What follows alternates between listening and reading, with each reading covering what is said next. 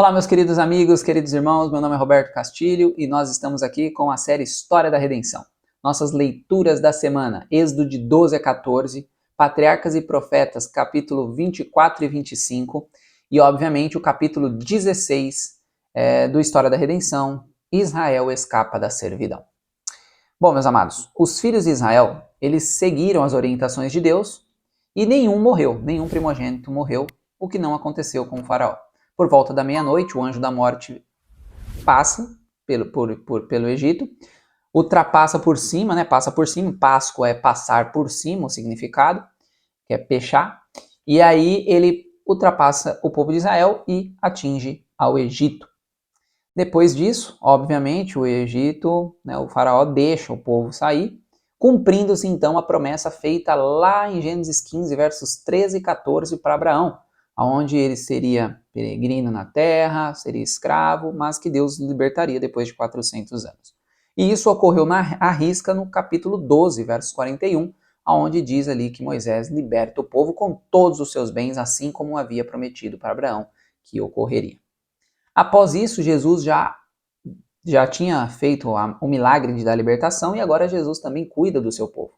Ele é aquela nuvem para o dia, para não deixar o povo se queimar, e é a nuvem de fogo à noite, para que o povo não morresse de frio.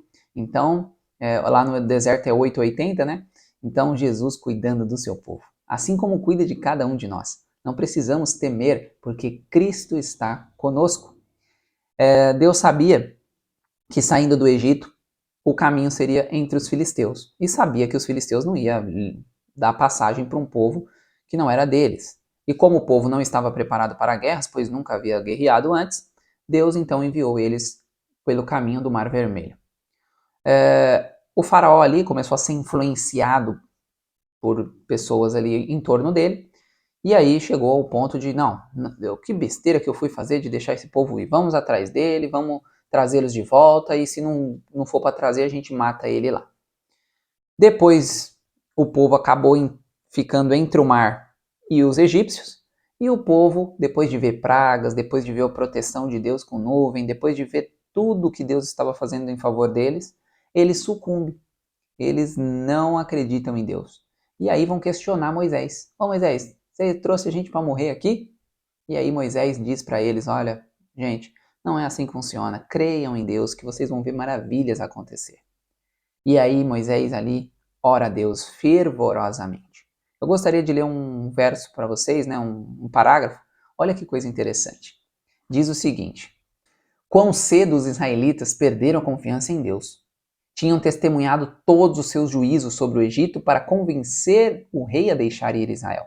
Mas quando a sua confiança em Deus foi provada, murmuraram, não obstante tivessem visto tais evidências de seu poder em seu maravilhoso livramento. Em vez de confiarem em Deus e em suas necessidades, murmuraram ante o fiel Moisés, lembrando-lhe as palavras de descrenças que haviam proferido no Egito. Acusaram-no de ser o causador de toda a sua desgraça.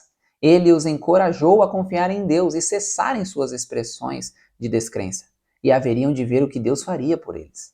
Moisés clamou fervorosamente ao Senhor para que livrasse seu povo escolhido. Glória a Deus por isso. E de fato isso ocorreu, porque Deus então pede para Moisés, Moisés, o que tu tá falando para mim? Bota o pé na água. E aí, a partir do momento em que botaram o pé na água, aquele mar abriu em 2 muros, como se a água fosse muros, e o povo começou a travessia do mar.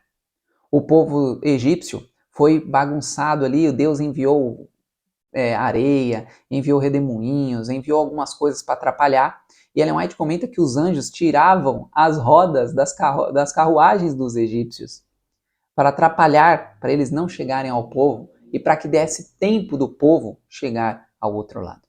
A partir deste momento, o povo consegue quase chegar ao outro lado. E os egípcios então são liberados para conseguir ir até o povo. E eles entram naquele mar. E aí você já sabe a história. Nenhum egípcio voltou para contar a história. Bom, meus amados, Deus nos protege de todas as coisas desde que queiramos que Ele nos proteja. Deus não vai te proteger se você não pedir a proteção dele. Então, todos os dias, saia pedindo a proteção de Deus. Saiba que eu e você somos conhecedores da verdade. E Deus espera que eu e você, a todos os momentos, peçamos que Ele esteja conosco, nos protegendo dos males que virão. E se eu e você estamos passando por provações, não importa a provação que eu e você estejamos passando. Deus é maior do que todas elas. Confie em Deus, avance nesse mar, bote o pé na água. Eu gostaria de ler o último parágrafo e nós encerramos por aqui. Diz o seguinte: quando os hebreus testemunharam a maravilhosa operação de Deus na destruição dos egípcios, uniram-se num espírito cântico de sublime eloquência e grato louvor. O povo então agora eles louvam a Deus, porque eles viram um milagre acontecer. Mas eles já deveriam estar louvando muito tempo, porque Deus já havia feito milagres demais por eles. Esse foi só mais um milagre, mas um milagre muito grande. Bom, Deus quer fazer um milagre na minha e na sua vida. Não desperdice a oportunidade. Abrace Deus. Ore a Ele. Interceda. Clame. E Ele fará o impossível por você. Que Deus o abençoe e nos vemos num próximo vídeo.